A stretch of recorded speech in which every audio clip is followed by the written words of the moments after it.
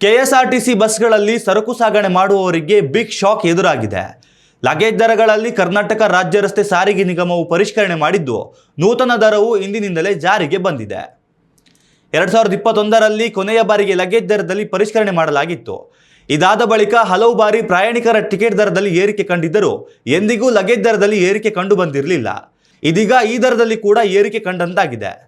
ಇನ್ನು ದರ ಪರಿಷ್ಕರಣೆ ಯಾವ ರೀತಿ ಮಾಡಲಾಗಿದೆ ಎಂಬುದನ್ನು ನೋಡುವುದಾದರೆ, 1ರಿಂದ 5ನೇ ಸ್ಟೇಜ್ವರೆಗೆ ಈ ಹಿಂದೆ 5 ರೂಪಾಯಿ ಇದ್ದ ದರವು ಇದೀಗ 6 ರೂಪಾಯಿಗಳಿಗೆ ಏರಿಕೆ ಕಂಡಿದೆ. 6ರಿಂದ 13 ಸ್ಟೇಜ್ವರೆಗಿದ್ದ ಈ ಹಿಂದಿನ 10 ರೂಪಾಯಿ ದರವು 12 ರೂಪಾಯಿಗಳಿಗೆ ಏರಿಕೆ ಕಂಡಿದೆ. 156ರಿಂದ 160 ಸ್ಟೇಜ್ವರೆಗೆ ಈ ಹಿಂದೆ ಇದ್ದ 123 ರೂಪಾಯಿ ಇದ್ದ ದರವನ್ನು 145 ರೂಪಾಯಿಗಳಿಗೆ ಏರಿಸಿ ಪರಿಷ್ಕರಿಸಲಾಗಿದೆ. ಇನ್ನು ಪ್ರಯಾಣಿಕ ರಹಿತ ಲಗೇಜ್ ದರದಲ್ಲಿ ಕೆಎಸ್ಆರ್ಟಿಸಿ ಏರಿಕೆ ಮಾಡುತ್ತಿದ್ದಂತೆಯೇ ಇಂದಿನಿಂದ ಪ್ರಯಾಣಿಕರ ಟಿಕೆಟ್ ದರ ಕೂಡ ಏರಿಕೆಯಾಗಿದೆ ಎಂಬ ಸುದ್ದಿ ಎಲ್ಲೆಡೆ ಹರಡಿತ್ತು. ಆದರೆ ಈ ವಿಚಾರವಾಗಿ ಕೆಎಸ್ಆರ್ಟಿಸಿ ಸ್ಪಷ್ಟನೆ ನೀಡಿದ್ದು, ಪ್ರಯಾಣಿಕರ ಟಿಕೆಟ್ ದರದಲ್ಲಿ ಯಾವುದೇ ಬದಲಾವಣೆ ಮಾಡಿಲ್ಲ ಎಂದು ಹೇಳಿದೆ. ಉತ್ತಮ ಸಂಸ್ಕಾರಯುತ ಶಿಕ್ಷಣದೊಂದಿಗೆ VSS English medium CBSE school, Udupi Muddur.